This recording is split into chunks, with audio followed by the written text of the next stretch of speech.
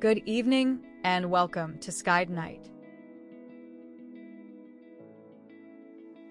The waxing crescent moon appears as a slim crescent low in the west just after sunset. Its illumination is 6%, and it is located in Leo. Please enable captions in your language to see local observing cities and times. Join us for a guided tour of tonight's whole sky. We begin the evening by locating Venus halfway up the southern sky, then shift our gaze almost straight overhead to spot Vega and the Ring Nebula, before looking high in the southern sky for the Dumbbell Nebula. As the night deepens, we watch for Alpha Capricornids and Southern Delta Aquariids meteors halfway up the southern sky, with Mars rising near the eastern horizon. Toward morning, we look almost straight overhead for the blue Snowball Nebula and the Andromeda Galaxy, then check halfway up the southern sky for Saturn, high in the northern sky for the double cluster, and almost straight overhead for Algol and Mirfak, while keeping an eye high in the northern sky for Perseids meteors. Start your evening by looking halfway up the southern sky to find Venus. This dazzling silver-white point is the brightest object in the sky after the moon, dominating the view even as twilight brightens the horizon. The last good view before the planet sets comes at about 9:05 in the evening in London, 8:25 in the evening in New York, and 8:10 in the evening in Los Angeles. Venus spins so slowly that a single rotation takes about 243 Earth days, longer than its 225-day year, so on Venus a day lasts longer than a year. It also turns backwards compared with almost every other planet, so from its surface the sun would rise in the west and set in the east. Look almost straight overhead to spot Vega, the bright blue-white star that anchors the summer triangle. It is a fast-spinning star surrounded by a dusty debris disk, shining brilliantly in the constellation Lyra. Around 10 in the evening, this star reaches its highest point for observers in Los Angeles, New York, and London, and from London, it never sets tonight. In Chinese and Japanese folk tradition, Vega is identified with the deity Weaver Girl from the legend of the Cowhood and the Weaver Girl.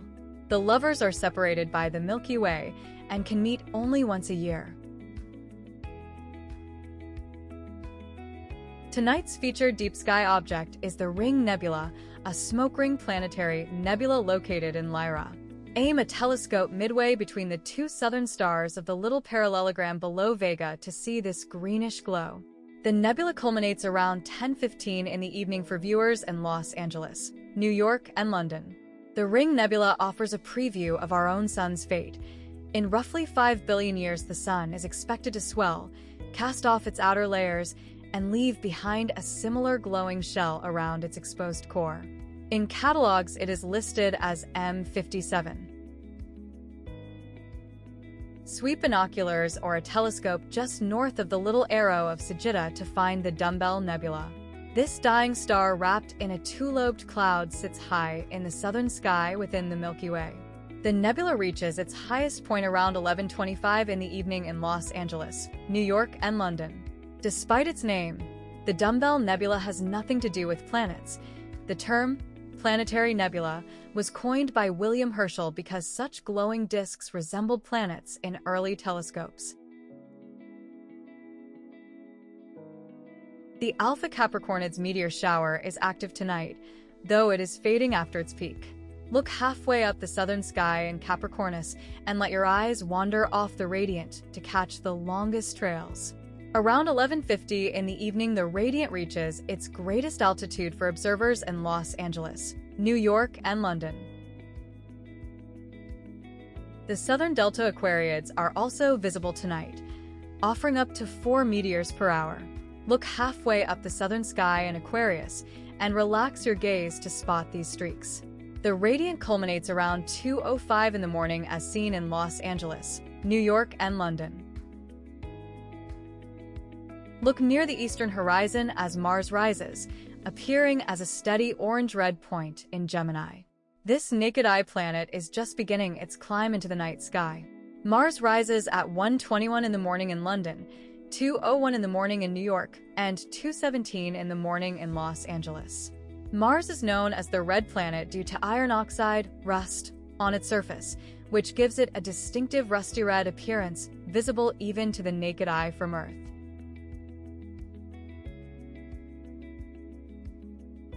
The crossings of Phobos in front of Mars follow. Phobos makes its first crossing across the apparent disk of Mars, a transit lasting 53 minutes. In Los Angeles, this event occurs between 12:10 in the afternoon and 1:03 in the afternoon, while in New York it runs from 3:10 in the afternoon to 4:03 in the afternoon. In all these locations, Mars is above the horizon. For London, Mars is below the horizon. The next Phobos crossing sweeps across the apparent disk of Mars, with a duration of 53 minutes. In London, this transit takes place between 3:50 in the morning and 4:43 in the morning, where Mars is above the horizon. Meanwhile, in Los Angeles and New York, Mars is below the horizon. Phobos completes its third crossing across the apparent disk of Mars, lasting 53 minutes. In Los Angeles, the transit happens between 3:29 in the morning and 4:22 in the morning. In New York, it occurs from 6:29 in the morning to 7:22 in the morning, and in London, it runs between 11:29 in the morning and 12:22 in the afternoon. Mars is above the horizon in all these cities. Tonight's featured deep sky object is the blue Snowball Nebula, a compact blue-green planetary nebula in Andromeda. Start at the western end of Andromeda below the Great Square of Pegasus and push the magnification up to see it. Around 2:50 in the morning, the nebula reaches its highest point for observers in Los Angeles, New York, and London, and from London, it never sets tonight. Its blue-green glow puzzled astronomers for 60 years, who blamed a mystery element they named nebulium, until it turned out to be ordinary oxygen glowing in a way no laboratory on Earth can reproduce.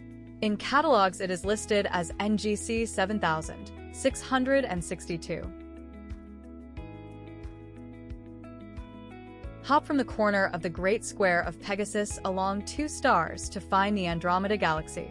This pale smudge is the Milky Way's future merger partner and is visible to the naked eye. The galaxy culminates around 4:05 in the morning for viewers in Los Angeles, New York, and London, and from London, it never sets tonight. Andromeda's diameter is approximately 220,000 light-years, making it nearly 2.5 times larger than the Milky Way's estimated diameter of 100,000 light-years. Look halfway up the southern sky for Saturn, a steady, unblinking golden point in Pisces. It is fainter than Jupiter, but its calm yellow glow makes it easy to identify. The planet reaches its highest point around 4:20 in the morning in Los Angeles, New York, and London.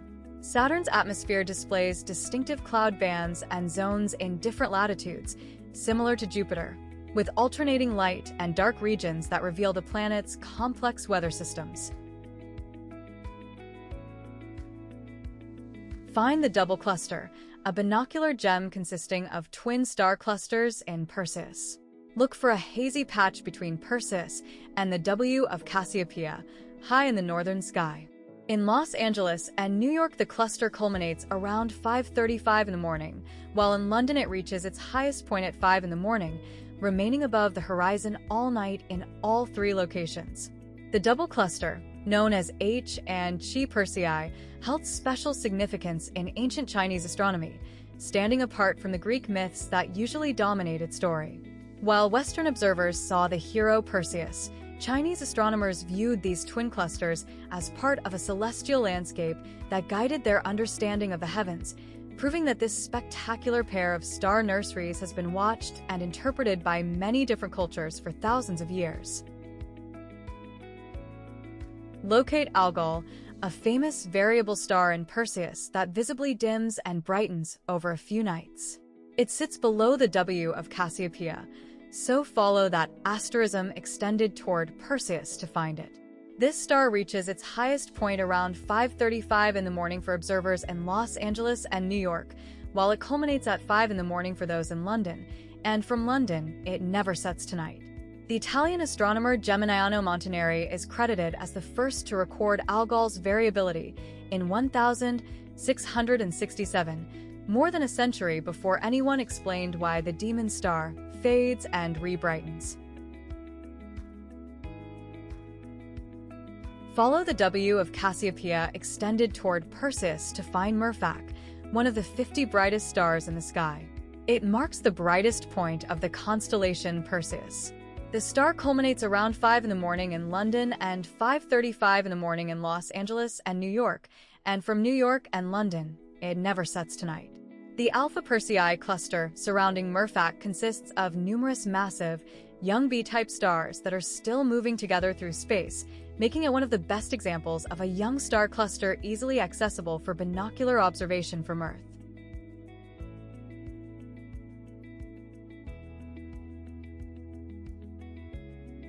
The Perseids meteor shower is active tonight, offering up to 83 meteors per hour.